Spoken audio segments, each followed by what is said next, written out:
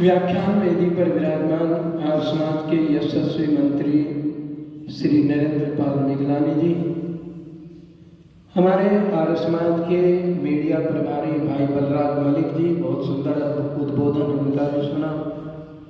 हमारे दैनिक अग्निहोत्री श्याम जी, भाई रावल जी, सुरेंद्र रावल जी, प्रेम गावा जी और हमारे भाई चेतराम जी, हमारे अनुराग आर्य जी, बने सिंह आर्य जी, हमारे डॉक्टर रतीश मिश्रा जी और ब्रह्म विद्यालय से सभी ब्रह्मचारी वृंद। अभी मलिक साहब एक बात बता रहे थे, बहुत सुंदर, उसी बात को आचार्य चाणक्य ने बड़ा सुंदर कहा। ब्रह्मचर्य की हानि से हमारे शरीर में 3 नुकसान होते हैं, 3 हानियां, 10 हानियां होती है ब्रह्मचर्य के नुकसान से, 10 हानियां होती हैं। आचार्य चाणक्य जी लिखते हैं कि आयुष्यम बलम वीर्यम प्रजा श्रेयस महायश पुण्यम च अति प्रियतम च हन्यते ब्रह्मचर्य। ब्रह्मचर्य के हनन से और उसकी रक्षा करने से, ब्रह्मचर्य की रक्षा करने से जो राष्ट्र की रक्षा होती है, समाज की रक्षा होती है, संस्कृति की रक्षा होती है, इसको भी हमारे विद्वान कह रहे हैं और हमारा वेद कह रहा है। अथर्ववेद में एक मंत्र आया है, ब्रह्मचर्य ने तपसा राजा राष्ट्रम विरक्षति तथा ब्रह्मचर्य ने आचार्य भी विच्छते। मतलब राजा जो ब्रह्मचारी होगा वही राष्ट्र की रक्षा कर सकता है। ऐसे बहुत सारे प्रमाण हैं। जब तक उनके अंदर पौरुषता रहती है, बल रहता है, पराक्रम रहता है, तब तक दुश्मन जो है हमारे और आंख उठा करके नहीं देखता। ऐसे बहुत सारे प्रमाण हैं। महाराजा दाहिर जो सिंध के राजा थे, बहुत बड़े बलशाली थे, उनसे बहुत आक्रांताओं ने टक्कर ली, परंतु एक बात और कही अभी मलिक साहब ने, अंधविश्वासों में फंस करके वो अज्ञानता के वशीभूत होकर के, पराक्रमी तो थे, बल और बहुत था उनके पास में, पौरुषता थी, परंतु अंधकार में फंस करके वो पैसा लेकर के विदेशी आक्रांताओं से कह दिया कि जिस दिन ये झंडा झुक जाएगा ना, मेरे हाथ में है, पर मुझे उसका आधा भाग आपको देना होगा। वीर नारायण नाम के एक व्यक्ति थे जो पुजारी थे उस मंदिर के, और उसका झंडा अगर झुक जाए तो वो समझ लेते थे कि अब तुम्हारी हार निश्चित है, अब देव रुष्ट हो गया है। और ऐसे ही हुआ। उसने सेना जब लड़ रही थी 3 बार विजय प्राप्त कर ली, हार करके वो भागा जान बचा करके मोहम्मद बिन कासिम, तो दौड़ करके वो वीर नारायण गया और मैं अगर आपको जिता दूं तो ये आधा कोष मुझे देना होगा राज्य का, कि बिल्कुल ठीक है। और कौन देने वाला था? सबसे पहले वीर नारायण को इन्होंने कत्ल किया और उन्होंने जाकर के वो झंडा झुका दिया। जो वीर सैनिक लड़ने वाले थे वो घबरा गए, उनका आत्मबल गिर गया और उन्होंने कहा तो देव जो है वो रुष्ट हो गए हैं, अब हमारी विजय प्राप्त करना नामुमकिन है, अब तो हमें हार स्वीकार करनी होगी। और उसी का नतीजा ये हुआ कि महाराजा दाहिर को कैद कर लिया गया, कत्ल कर दिया गया और उसकी 2 सुंदर कन्याओं को ले जा करके अरब में, वो दूसरी, खैर इस तरफ नहीं जाऊंगा, चर्चा नहीं करूंगा। तो ब्रह्मचर्य की ताकत से राष्ट्र की रक्षा होती है। आचार्य भी विच्छते, ब्रह्मचर्य ने तपसा राजा राष्ट्रम विरक्षति, और आचार्य ब्रह्मचर्य ने तपसा भी विच्छते। आचार्य अपनी इच्छा के अनुसार राष्ट्र को बना सकता है, ये प्रमाण है। नंद को उन्होंने महानंद को चैलेंज कर दिया और भरी सभा में जब चूटी पकड़ करके आचार्य चाणक्य की नंद ने और उसको अपमानित किया तो उन्होंने प्रतिज्ञा की कि इस शिखा में तभी ग्रंथि लगाऊंगा जब तेरा विनाश कर दूंगा और इस राष्ट्र को एक अच्छा राजा दूंगा। और उन्होंने ऐसा किया भी, चंद्रगुप्त को राजा बनाया और ऐसे जगह से उठा करके उन्होंने उसको संस्कारित किया, इस पर दीक्षित किया, शिक्षित किया और नंद के खिलाफ खड़ा किया। और वो कितना बड़ा जो है यहाँ का राजा बना, विदेश आक्रांताओं का भी मुकाबला उसने किया। तो कितना महान कार्य कर सकता है ब्रह्मचर्य की ताकत से व्यक्ति। परंतु आइए एक गीत आपके सामने रखता चलो। एक बात और मलिक साहब ने कही, पाश्चात्य संस्कृति आज हमारे ऊपर हावी होती जा रही है। हमारे नौजवान जो हैं अपनी संस्कृति को छोड़ते जा रहे हैं और उसका परिणाम क्या है? भयंकर परिणाम होता नजर आ रहा है, पर ये मिटेगा नहीं। ऋषि दयानंद के सैनिक, वैदिक संस्कृति के पोषक आज भी बहुत सारे नौजवान हैं। तो आइए एक गीत बड़ा सुंदर लिखा है प्रकाश जी ने।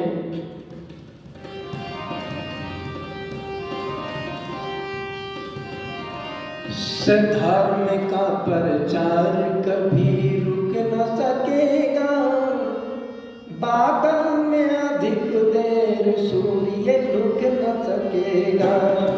सधर्म का प्रचार कभी रुक न सकेगा, बादल में अधिक देर सूर्य लुक न सकेगा। सधर्म का प्रचार कभी रुक न सकेगा, बादल में अधिक देर सूर्य लुक न सकेगा।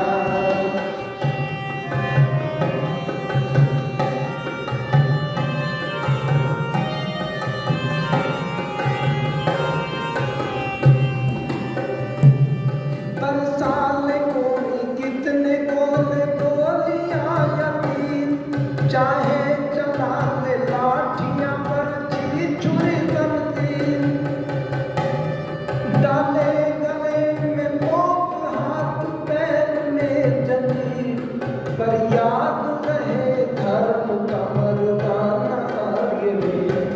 अन्यायियों के आगे कभी झुक न सकेगा, बादल में अधिक देर सूर्य झुक न सकेगा। सधर्म का प्रचार कभी रुक न सकेगा, बादल में अधिक देर सूर्य झुक न सकेगा।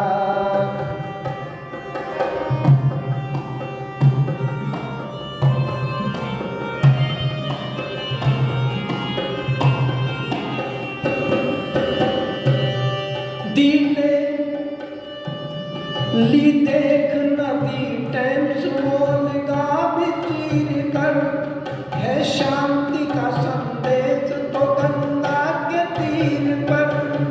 भारत के निवासी गुणी गंभीर तीर पर, अर्थात वैदिक सभ्यता के शुद्ध शरीर पर, शुद्ध शरीर पर ठप्पा विदेशी सभ्यता का टूट न सकेगा, बादल में अधिक देर सूर्य झुक न सकेगा। सधर्म का प्रचार कभी रुक न सकेगा, बादल में अधिक देर सूर्य झुक न सकेगा। सधर्म का प्रचार कभी रुक न सकेगा, बादल में अधिक देर सूर्य झुक न सकेगा।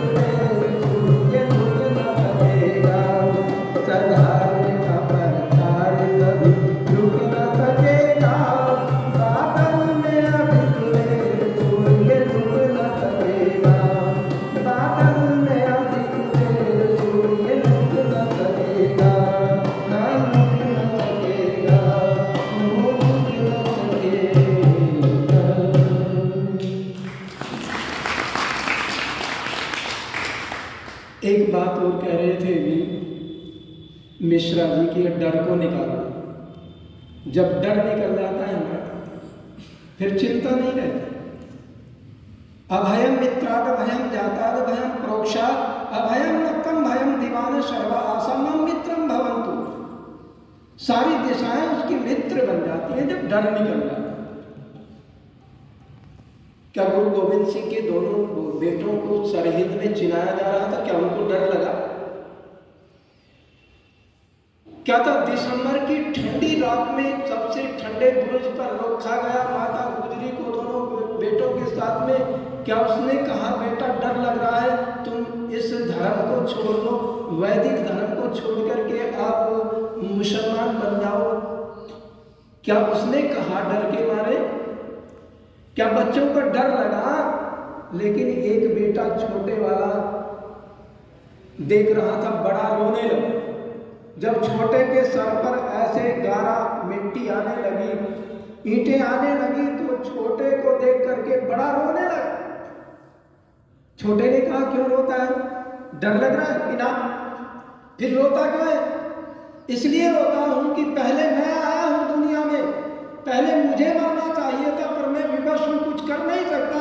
मेरे से पहले तू छोटा है और तू मर रहा है, उस पुण्य को तू प्राप्त कर रहा है, ये तो मेरा हक था, पहले मुझे मरना चाहिए। तो क्या डर लगा? क्या बंदे बैरागी की एक एक तिल तिल कर करके शिलासियों से खाल को खींच खींच करके नोच करके गर्म लोहे से सना के घूस उसके शरीर में ठूस ठूस करके और उसको दबाया गया कि वैदिक धर्म को छोड़ करके इस्लाम को कबूल कर ले? क्या डर माना? क्या डर के भय से उन्होंने अपने कत्ल होते हुए बच्चे को देख करके डर लगा? क्या पत्नी को कत्ल कर दिया डर लगा? क्या उसका जिगर निकाल करके दिल निकाल करके छोटे से दूध मुहे बच्चे का और बंदे बैरागी के मुंह में ठूसा गया, क्या उसको डर लगा?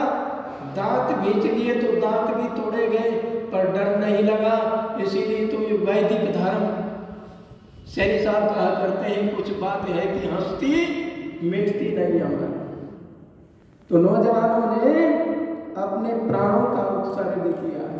आइए, पर गलती हुई है, चूक हुई है, हो जाती समय समय पर